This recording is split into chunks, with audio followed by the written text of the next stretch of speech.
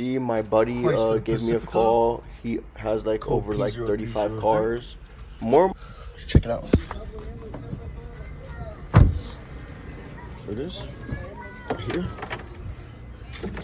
That's the third coil right there. Here it is. Cars. Like And when he has some engine work that he needs help with, that you know, nothing too crazy, because here's the thing, I only do what I can. I don't like to overdo it. I'm very truthful. If I'm not gonna do it, I'm not gonna do it. That's why I have other buddies that work at, I've worked at Toyota dealership, so I know a few people that work at Toyota.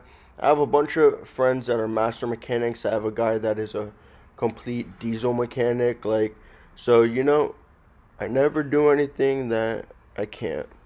But this was very simple. It seems like the spark plugs, well, actually had a misfire, this car. And as you can see, I pulled out the spark plugs. I think it was the third cylinder that ended up was misfiring. And now that I swapped it out, we test it out, and just like new. So what I was noticing at first was the RPMs were going up and down and the car was vibrating. So now that the new ignition coil, the new spark plugs was in there, it wasn't vibrating anymore and the RPMs were steady, not bouncing. And AC's running good, nice.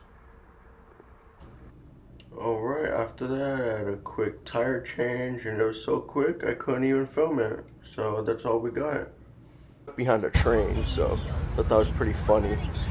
I'm like over here trying to go help somebody and I'm stuck behind a train. Pretty much they needed a battery replacement.